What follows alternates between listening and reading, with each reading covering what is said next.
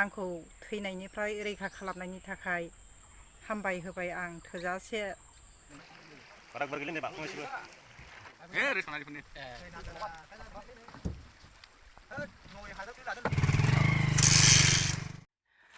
खुलुमबाय बयखौबो दिनैनि गोदान भिडिअ बरायबावनाय जाबाय।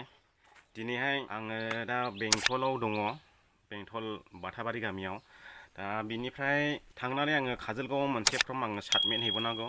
बे फर्मनि बागै आं नोंथांमोननो उनाव खिथागोन। नोंथांमोना बे फर्मखौ नायोबा उनावहाय नायनानैहाय बे फर्मखौ फिलआप खालामनो हागोन आरो नोंथांमोना गोनांथि जायोब्ला सोरनिबा बेरामिनि गोनांथि एप्लाइ खालामनांगौ जायोब्ला नोंथांमोना खालामनो हागोन बेयाव नायनानैनो आरो रावनिबो एजेन्ट हमलायनांगौनि गोनांथि जानाय नङा।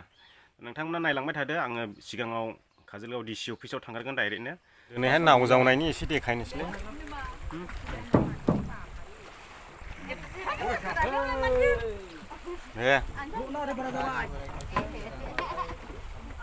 ओंखाम मोनजायाखै मावदों नामा आखायाबो दा मावदों आखायानो। नायनानै लादो जोङो दै बारनायनि मानसिफ्रा माबायदि गाखोनाङो। ओमफ्राय ओरै देखायनि र' नोंसोर नुहैलाबो जेबो होनालै बिदिफोरखौ नायफैसनाबो नुनायालाय नुखायो। जिं जिं दावखोगासिनो जोङो दायो।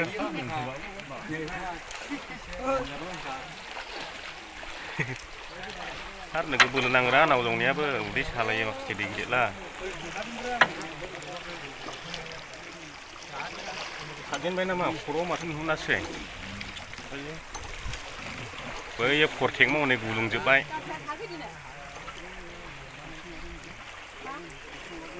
जावग्राया हाबगासिनो दं। बे घाटखौ मा नाम होनोलै? रानि सुन्द्रि घाट। रानि सुन्द्रि घाट होनो लोगोफोर। नै बारखांनायसैबो नै। बारा गुवार गैलै नै बारखांनायसैबो। सामथाइ फुनायनि होनलाय बाज्रुम हैजेनबायानो नै सासे।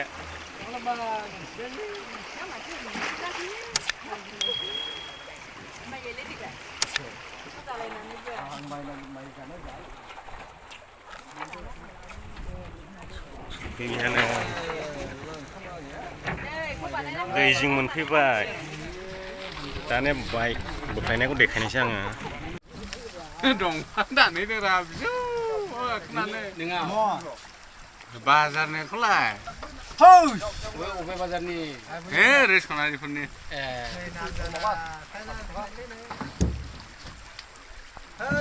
नय हाजारसो लादों नोंहा स्टेसननि दालाय मोनो एसे दाम खामायदो मालाबा औ ओरैनो लामा दोननाय उनावहाय एसे माबादो रायदो बे नारजिखौ न'आनो लाम न'आनो ख्रेब न'आलाय बायाखै आरो न'आव माखासे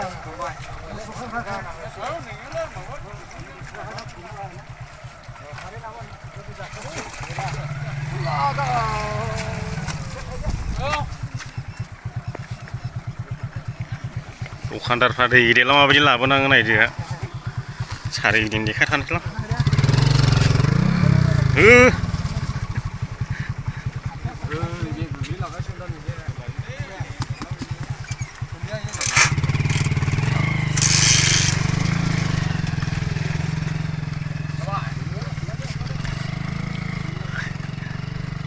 नोंथांमोना नुखाबाय दा जोङो बेसेबां खस्थ' जायो नाव बारनायावहाय।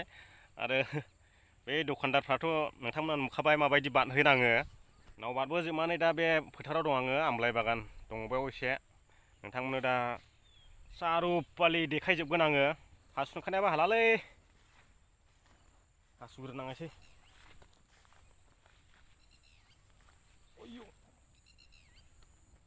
जा गोरा सेकेन्ड पेपाराबो।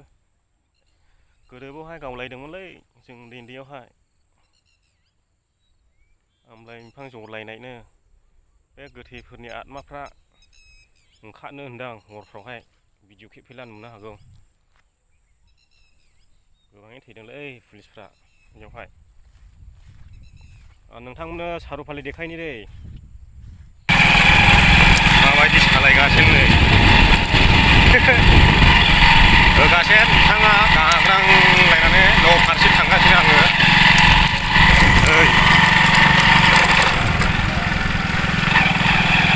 होगासिनो बैथिं हाइ कुवालिटिजों अखा हाबाय हनै जोबथा अखा हाबाय हाइ कुवालिटि दा बे जालांथिं दावखोगासिनो आङो जालां बाजार गला हाबा थायो गारियाबो सेन गदोंलै दिनैहाय खुन्थेङा एसे मोनाङो दहाय माखासे मैया आङो बे लेखाखौ साबमिट खालामैनो मोनाफैलायदों न'सिमावहाय आरो आंनो भिडिअखौ दिनैसो फोजोबनो सानबाय आरो अखानायसो दा नोंथांमोना सोंबाय थागौनो नोंनि आइया मारै दं मा अबस्थायाव दं दायो होननानैहाय बेनिखायनो आं नोंथांमोननोहाय दिनैहाय देखायनो सानदों मानसिफ्रा नायनो बिबाय थागौनोलै नोंखौ माबायदि जाखो होननानै ओंखायनो दिन्थिहरदां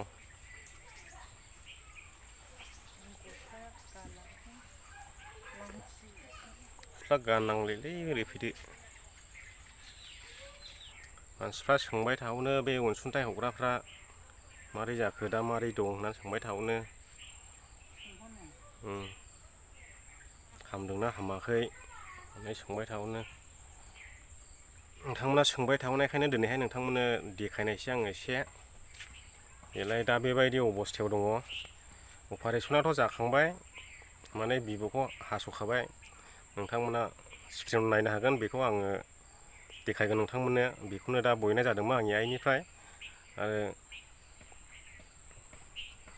आरो मैयाहाय डक्टरा लिंहरबावदोंमोन लिंहरनायावहाय माबा केन्सारनि माबा रिपर्ट खालामबावनांगौ होनदोंमोन माने इयावहाय 8,000 साराय 7,000सो खरस थांगोन होननानै बुंदों दा बे फैसाया दा राहा गैया आरो एसे थाबैनो खालामनो थिनदों माने थाबैनो खालामाबा बै केन्सारखौ जाखांफिनजानो गिदों आरो अपारेसना साक्सेसफुल जानानैहाय दा एसे फुखांनानै दं आइया नोंथांमोना नायनो हागोन ओमफ्राय बै जायनाखि अनसुंथाइ हरदों अनसुंथाइया 30,000 ना बेसेबांबा जादोंमोन आरो माखासेया हरदोंमोन आखाइयाव हरलाबायदोंमोन साब्रै साबासो आखाइयाव हरलाबायदोंमोन आरो बिदिनो 1,500 हरलाबायदोंमोन गासैजोंहाय 30,000 थांदोंमोन आरो ओमफ्राय ओरैहाय मा डिपार्टमेन्टनिमोनथाय बेनिफ्राय 10,000 होफैदोंमोन आरो ओमफ्राय टटेल 40,000 जादोंमोन अनसुंथाइया ओमफ्राय गय बागान होनायजों गय बागान 2 लाख होनायजोंहाय माबा जादोंमोन 2,40,000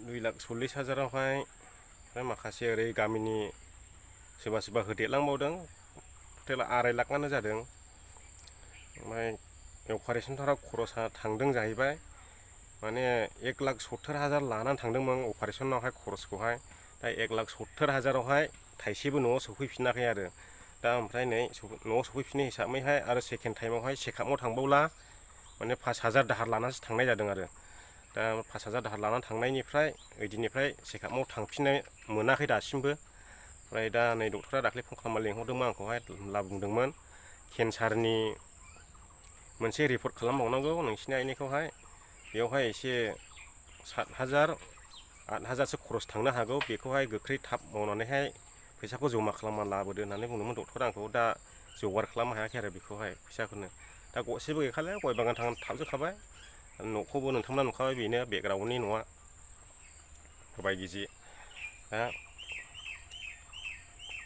आइया बुंहरदो बै अनसुंथाइ हरग्रा मानसिफोरखौहाय एसे साबायखर बावहरदो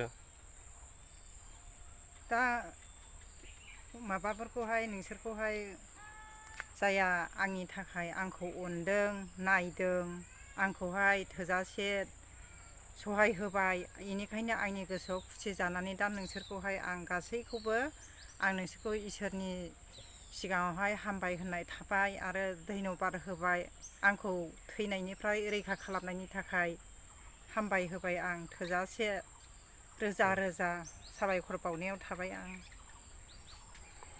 दा बे केन्सारनि मुलि होबावनांगौ होननायखाय आङो दा MCLA फोरनाव थांदोंमोन आरोखि जोंनि MCLA जायनाखि गोदान सरखारनि MCLA बिसोरनावहाय एसे एसेनि बिनो होननानै थांदोंमोन आरोखि नाथाय जेबो फिथाइ थायाखिसै माने उनावसोल' होनजोबगासिनोबो होननानै इमारजेन्सि नांगौखायसो आङो थांदोंमोन नाथाय जेबो फिथाइ थायनानै फैयाखिसै ओरैनो 1800 फैसा लानानै थांदोंमोन आं 1800 साफा गारि भारायावनो ओरै थांलाय थाव सोलाय मालायनो होनब्लाबो थाइसेबो रावनिफ्रायबो इनकाम मोनबोआखै दा एमएलए सानावहाय मोनसे फर्म गथायदों आं बे फर्माबो मा फिथाइ थायो नायनोसै उनाव नोंथांमोना मिथिगोन दा बेखिनियानो आरो आं दिनैनि भिडिअखौबो बेयावनो फोजोबनो सानबाय नोंथांमोना भिडिअखौ मोजां मोनदोंब्ला लाइक होदो आरो चेनेलाव गोदान हाबफैदोंब्ला अननानै चेनेलखौ साबस्क्राइब खालाम नोंथांमोना बे आंनि इउटुब चेनेलखौहाय सापर्ट खालामनानै जौगाहोलाय आरो बिनि इउटुबनिफ्राय एसे जानाखि इनकाम फैयो बे इनकामजोंनो जोङो बे जायनाखि बन सिननानै जाग्रा गोरिब न'खरनि मानसिफोर बेफोरखौ